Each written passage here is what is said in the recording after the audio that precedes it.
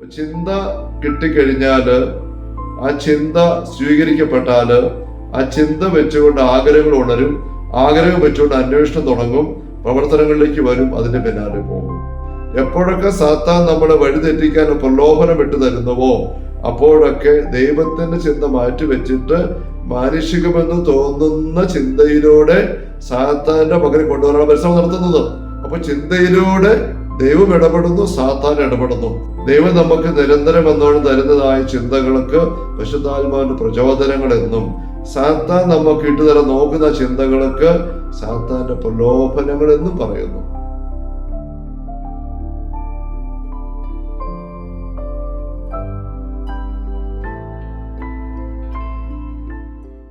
ഈശോ മിശിഹായ്ക്ക് സ്തുതിയായിരിക്കട്ടെ.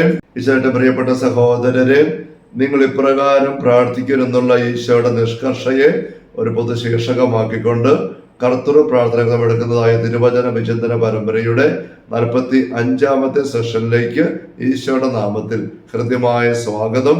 Hallelujah, hallelujah, hallelujah. സ്വർഗ്ഗസ്ഥനായ ഞങ്ങളുടെ പിതാവേ എന്ന പ്രാർത്ഥനയിലെ 7 യാചനകളിലും 2ാമത്തെ യാചനയെ കുറിച്ചാണ് നമ്മൾ ചിന്തിച്ചുകൊണ്ടിരിക്കുന്നത്. അങ്ങയുടെ രാജ്യം വരണമേ. 7 യാചനകൾ ഏറ്റവും പ്രകടമായ രീതിയിൽ ഈശോയുടെ ദൗത്യവുമായിട്ട് ബന്ധപ്പെട്ട് നിൽക്കുന്ന യാചന ഇതാണ് നമ്മൾ ശ്രദ്ധിച്ചു. വീണ്ടും നമ്മൾ കാണുകയുണ്ടായി, അങ്ങനെ പ്രകടമായ ബന്ധമുള്ള യാചന ഇതാണെങ്കിലും 2ാം സ്ഥാനത്താണ് യാചന വന്നിരിക്കുന്നത്. 1ാമത് അങ്ങയുടെ നാം പൂജിതമാകണം. അതിന്റെ കാരണം നമ്മൾ കാണുകയുണ്ടായി.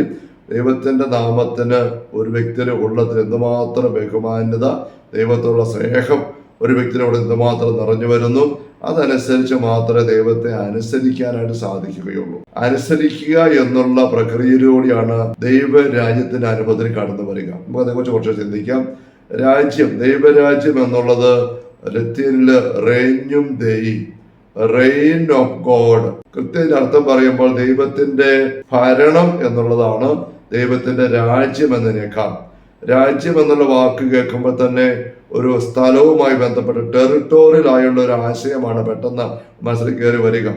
ദൈവത്തിന്റെ രാജ്യം എന്ന് പറയുന്നത് ടെറിട്ടോറിയൽ അല്ല. യോഹന്നാൻ സുവിശേഷത്തില് ഈശോ പിലാത്തോസിന്റെ മുമ്പിൽ വിചാരണ ചെയ്യപ്പെടുന്ന രംഗം നമ്മൾ വായിക്കുമ്പോൾ നീ രാജാവാണെന്നുള്ള ചോദ്യം, അതിന് ഉത്തരം ഈശോ കൊടുക്കുമ്പോൾ ഈശോ വ്യക്തമാക്കുന്നുണ്ട്, എന്റെ രാജ്യം ഐഹികം അല്ല, ഇഹത്തിൻ്റെതല്ല, ഈ ബാഹ്യമായ ലോകത്തിൻ്റെതല്ല.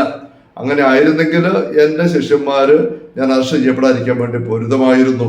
അതിനപ്പുറം നമുക്കറിയാം ഈശോ ജനക്കൂട്ടത്തെ ഇളക്കി പിലാത്തോസിനെതിരെ നീങ്ങുമായിരുന്നു. പക്ഷേ ഈശോ അതൊരിക്കലും ചെയ്യുന്നേ ഇല്ല. പത്രോസ് വാളുമായിട്ട് മർക്കൂസിന്റെ ചെവി ഛേദിക്കുന്നത് ഈശോ തടയും നമുക്കറിയാം. അപ്പോൾ ഈശോ സ്ഥാപിക്കാൻ വന്ന ദൈവരാജ്യം ഒരു ടെറിട്ടോറിയൽ ആയിട്ട് നിൽക്കുന്ന ഒരു യാഥാർത്ഥ്യമല്ല, മറിച്ച് ആന്തരികമാണ്, ഉള്ളങ്ങളിലാണ്. അത് ദൈവത്തിന്റെ ഭരണത്തിന്റെ അവസ്ഥയാണ്. അതുകൊണ്ടാണ് ദൈവരാജ്യം, റേഞ്ഞു ദൈ, ദൈവത്തിന്റെ ഭരണം എന്ന് പറയുന്നത്. ഭരിക്ക എന്ന് വെച്ചാൽ എന്താ അതിന്റെ പ്രസക്തി? പ്രഭാഷകന്റെ പുസ്തകം 37-ാമത്തെ അധ്യായത്തില് 16-ാമത്തെ തിരുവചനം നമ്മൾ ഇങ്ങനെ വായിക്കുന്നു, ചിന്തയാണ് എല്ലാ പ്രവൃത്തികളുടെയും ആരംഭം, എല്ലാ ഉദ്യമങ്ങളും ആലോചനയുടെ തുടർച്ചയാണ്. ഇംഗ്ലീഷ് ചൊല്ല് തന്നെ ഉണ്ടല്ലോ, ഐഡിയാസ് റൂൾ ദ വേൾഡ്. ആശയങ്ങൾ ലോകത്തെ ഭരിക്കുന്നു. പൗലോസ് തിമോത്തിക്ക് എഴുതുമ്പോൾ പറയുന്നുണ്ട്, ശ്രോതാക്കളിൽ ബോധ്യം ജനിപ്പിക്കുക. തിമോത്തിക്ക് 2-ാം ലേഖനം 4-ാമത്തെ 2-ാം തിരുവചനം. ബോധ്യം കിട്ടിയാലുള്ള മെച്ചം എന്താണ്? ബോധ്യങ്ങള് വിത്തുകൾ പോലെയാണ്, ജീവനുള്ള വിത്തുകള്. ആ വിത്ത് എവിടെയെങ്കിലും വിതച്ച് കിടന്നാല് പെട്ടെന്ന് അവിടെ ഫലമൊന്നും ഉണ്ടാകുന്നതായിട്ട് കാണുന്നില്ലെങ്കിലും തക്ക സമയത്ത് അത് മുളച്ച് വളർന്ന് അവിടെ ഫലം ഒത്തിരി ഉണ്ടാക്കും. അതുകൊണ്ടാണ് ദൈവരാജ്യത്തെ കുറിച്ച് പറയുമ്പോൾ ഈശോ വിതക്കാരന്റെ ഉപമ ഉപയോഗിക്കുന്നത്.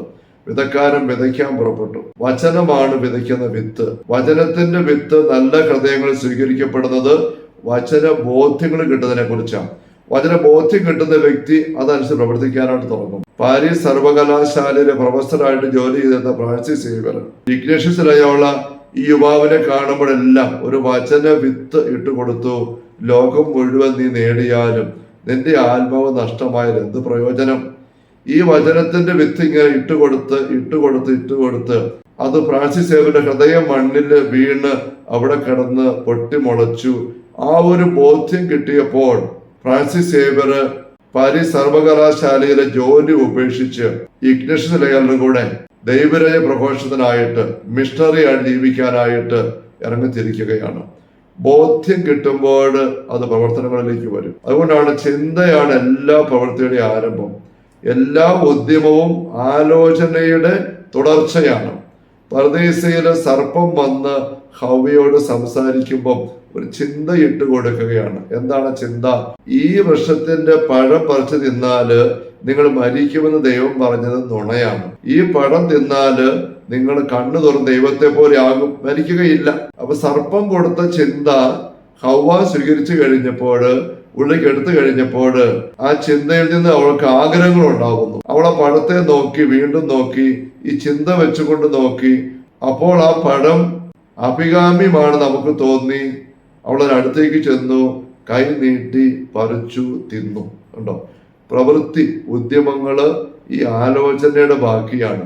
ഈ ആലോചന സർപ്പമിട്ട് കൊടുത്ത ചിന്തയിലൂടെയാണ് അകത്ത് കിട്ടിയത്.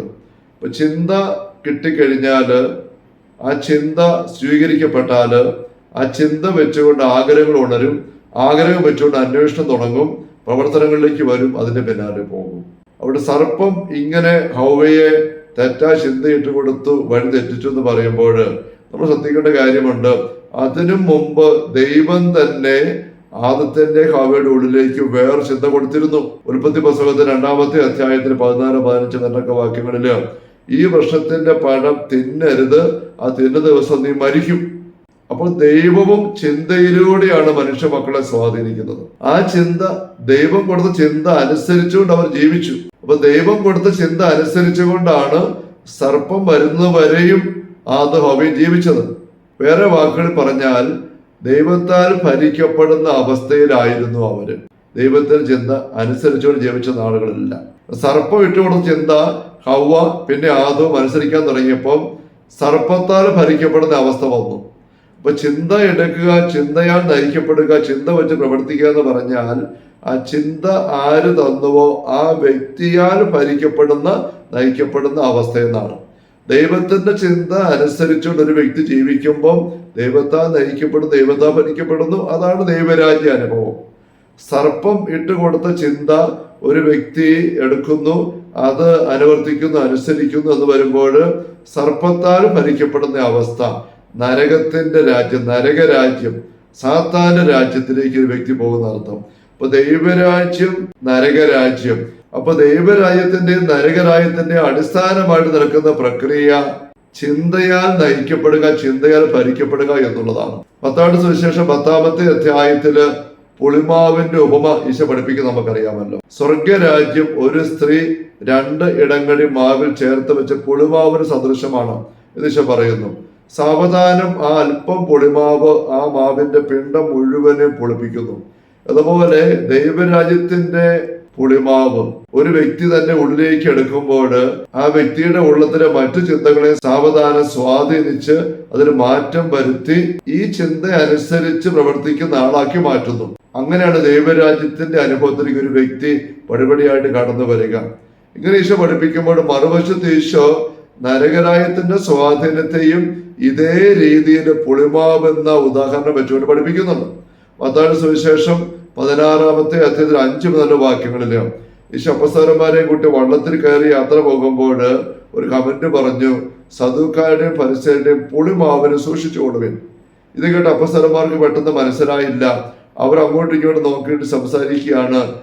ഒരുപക്ഷെ നമ്മള് ഈശോ വർദ്ധിപ്പിച്ച് ജനത്തെ തീറ്റിപ്പോറ്റാൻ അപ്പം വർദ്ധിപ്പിച്ചു, ആ സംഭവം കഴിഞ്ഞാണ് ഈ യാത്ര. അപ്പോൾ അങ്ങനെ വർദ്ധിച്ചു കിട്ടിയ അപ്പത്തില് മിച്ചം വന്നത് അപ്പസ്തലന്മാർ എടുക്കാൻ മറന്നുപോയിരുന്നു വള്ളത്തിന്. അതുകൊണ്ട് മറന്നുപോയതിനെ കുറിച്ച് ഈശോ ഒരു ശകാരം പറയുന്നതായിരിക്കും ഈ ഒരു കമന്റ് വഴി എന്നവർ വിചാരിച്ചു. അവിടെ വിചാരം മനസ്സിലാക്കിയിട്ട് ഈശോ അവർക്ക് തിരുത്തൽ കൊടുക്കുന്ന നമ്മൾ തുറന്ന് വായിക്കുകയാണ്.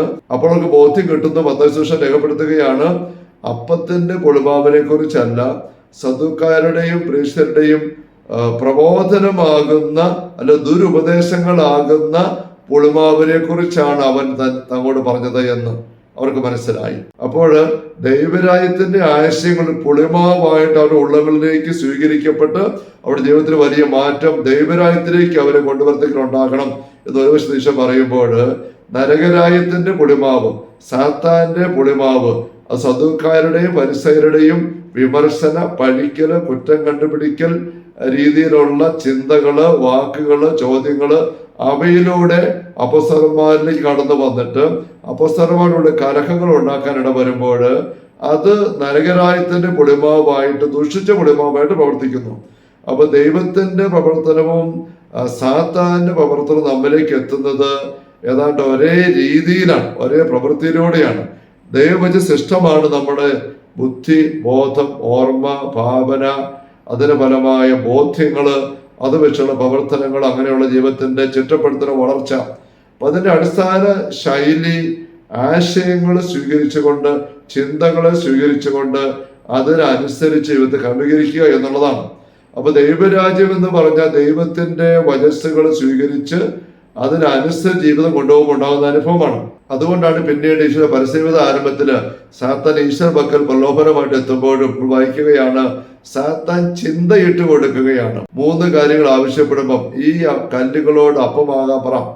അങ്ങനെ സാത്താന് ചിന്ത 3 പ്രാവശ്യം ഒന്നിനു പുറകെ ഒന്നായിട്ട് ഈശ്വര പക്കലേക്ക് വരുമ്പോൾ സാത്താൻ അവിടെ ദൈവത്തിന്റെ വചനം പോലും ഉപയോഗിക്കുന്നുണ്ട്, ഉദ്ധരിക്കുന്നുണ്ട്.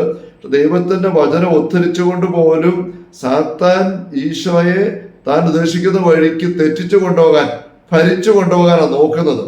അതിനെ ഈശോ തടയും. നമുക്കറിയാം, ഓരോ പ്രാവശ്യവും ഇപ്രകാരം എഴുതപ്പെട്ടിരിക്കുന്നു എന്ന് പറഞ്ഞുകൊണ്ട് ദൈവത്തിന്റെ ചിന്ത കഴിഞ്ഞ നൂറ്റാണ്ടുകളിൽ പ്രവാചകന്മാർ വഴി വെളിപ്പെട്ട് കിട്ടിയത്, എഴുതപ്പെട്ടിരിക്കുന്നത് ഈശോ ഉദ്ധരിക്കുകയാണ്. അതുവഴി ഈശോ അവിടെ നിർബന്ധപൂർവ്വം ചെയ്യുന്ന ഒരു കാര്യം, ദൈവത്തിന്റെ ചിന്ത പ്രവാചകന്മാർ വഴി കിട്ടിയത്, വെളിപ്പെട്ടത്, രേഖപ്പെടുത്തപ്പെട്ടത്, അത് വെച്ച് മാത്രമേ ഞാൻ നയിക്കപ്പെടാൻ ഞാൻ എന്നെ അനുവദിക്കുകയുള്ളൂ. വേറെ ഒരു ചിന്തയെ വെച്ച് നീ എന്നെ നയിക്കണ്ട, നീ എന്നെ ഭരിക്കാൻ നോക്കണ്ട. ഞാൻ ദൈവത്താൽ മാത്രം നയിക്കപ്പെടുകയുള്ളൂ, ഭരിക്കപ്പെടുകയുള്ളൂ. സാത്താനെ നീ എന്നെ നയിക്കണ്ട, നീ എന്നെ ഭരിക്കണ്ട. ഞാൻ ദൈവരാജ്യം വിട്ടു പോവുകയില്ല, നരകരാജ്യത്തേക്ക് എന്നെ കിട്ടുകയില്ല. കണ്ടോ? അപ്പൊ ദൈവരാജ്യം, നരകരാജ്യം ഇത് തമ്മിലുള്ള പോരാട്ടത്തിന്റെ ആ ഒരു കാഴ്ചയാണ് നമ്മൾ ഈശ്വര മരുഭൂമിയിലെ പരീക്ഷയുടെ അവസരത്തിൽ കാണുക. അതിന്റെ പർദീസയിൽ ആദ്യം സംഭവിച്ചതും എപ്പോഴും സംഭവിച്ചുകൊണ്ടിരിക്കുന്നതും. എപ്പോഴൊക്കെ സാത്താൻ നമ്മളെ വഴിതെറ്റിക്കാൻ പ്രലോഭനം ഇട്ട് തരുന്നുവോ അപ്പോഴൊക്കെ ദൈവത്തിന്റെ ചിന്ത മാറ്റിവെച്ചിട്ട് മാനുഷികമെന്ന് തോന്നുന്ന ചിന്തയിലൂടെ സാത്താന്റെ പകരം കൊണ്ടുവരാനുള്ള പരിശ്രമം നടത്തുന്നത്. കേസരപ്പെരുപ്പേര് വെച്ച് 10:16 വീണ്ടും വായിക്കുന്നുണ്ടല്ലോ, ഈശോ സാത്താനെ എന്ന് പത്രോസിനെ വിളിച്ചിട്ട് തുറന്ന് പറയുന്നുണ്ട്, നിന്റെ ചിന്ത മാനുഷികമാണ്, ദൈവികമല്ല. പക്ഷെ മാനുഷികമായിട്ട് തോന്നുന്ന നിന്റെ ചിന്ത, ഏത് കുരിശുമരണ ദൗർഭാഗ്യകരമായ അന്ത്യം ഗുരുവേ നിനക്ക് ഉണ്ടാകാതിരിക്കട്ടെ നീ സൂചിപ്പിക്കുന്ന പോലെ, ആ ചിന്ത ഒരു മാനുഷികമായിട്ട് സുഖമുള്ള ചിന്തയാണ്. പക്ഷെ ആ ചിന്തയിലൂടെ സാത്താനാണ് നീ വഴി എന്നെ വഴിതെറ്റിക്കാനായിട്ട് നോക്കുന്നത്. അതുകൊണ്ട് സാത്താനെ നീ എന്റെ മുമ്പിൽ നിന്ന് പോ, പത്രോസിനെ മാറ്റി തടയുകയാണ്. കണ്ടോ? അപ്പൊ ചിന്തയിലൂടെ ദൈവം ഇടപെടുന്നു, സാത്താൻ ഇടപെടുന്നു. ഈ ഒരു നയിക്കപ്പെടലിന്റെ അനുഭവമാണ് ദൈവരാജ്യത്തിന്റെ, നരകരാജ്യത്തിന്റെ അടിസ്ഥാനമായിട്ട് നിൽക്കുക. അപ്പോൾ അങ്ങയുടെ രാജ്യം വരണമേ എന്ന് നമ്മളെ കൊണ്ട് പ്രാർത്ഥിപ്പിക്കുമ്പോൾ അതിനർത്ഥം, ദൈവമേ, അപ്പപിതാവേ, അങ്ങയുടെ ചിന്ത എപ്പോഴും, അങ്ങയുടെ വചനം എപ്പോഴും ഞാൻ ശ്രദ്ധിച്ചിട്ട് അതിനാൽ മാത്രം നയിക്കപ്പെടുന്ന, ഭരിക്കപ്പെടുന്ന ഒരവസ്ഥയിലേക്ക് എന്റെ ജീവിതം മാറ്റണമേ. സാത്താൻ ഒരിക്കലും എനിക്ക് ദുഷ്പ്രേരണ തന്ന് എന്നെ വഴി തിരിച്ചു കൊണ്ടുപോയി വരരുതേ എന്നുള്ള യാചന തന്നെയാണ് ഇവിടെ ഒളിച്ചേർന്ന് വന്നിരിക്കുന്നത്. ദൈവം നമുക്ക് നിരന്തരം എന്നോണം തരുന്നതായ ചിന്തകൾക്ക് പരിശുദ്ധാത്മാവിന്റെ പ്രചോദനങ്ങൾ എന്നും, സാത്താൻ നമുക്ക് ഇട്ടുതരാൻ നോക്കുന്ന ചിന്തകൾക്ക് സാത്താന്റെ പ്രലോഭനങ്ങൾ എന്നും പറയുന്നു. Hallelujah, hallelujah, hallelujah. കർത്താവേ മിശിഹായുടെ സമൃദ്ധമായ കൃപയും അനുഗ്രഹങ്ങളും പിതാവായ ദൈവത്തിന്റെ അവർണ്ണനീയമായ സ്നേഹവും പരിശുദ്ധാത്മാവായ ദൈവത്തിന്റെ നിരന്തരമായ സഹവാസത്തിലാണ് കൂടെ ഉണ്ടായിരിക്കട്ടെ, ഇപ്പോഴും എപ്പോഴും എന്നേക്കും. ആമേൻ. ഈശോ മിശിഹായ്ക്ക് സ്തുതിയായിരിക്കട്ടെ.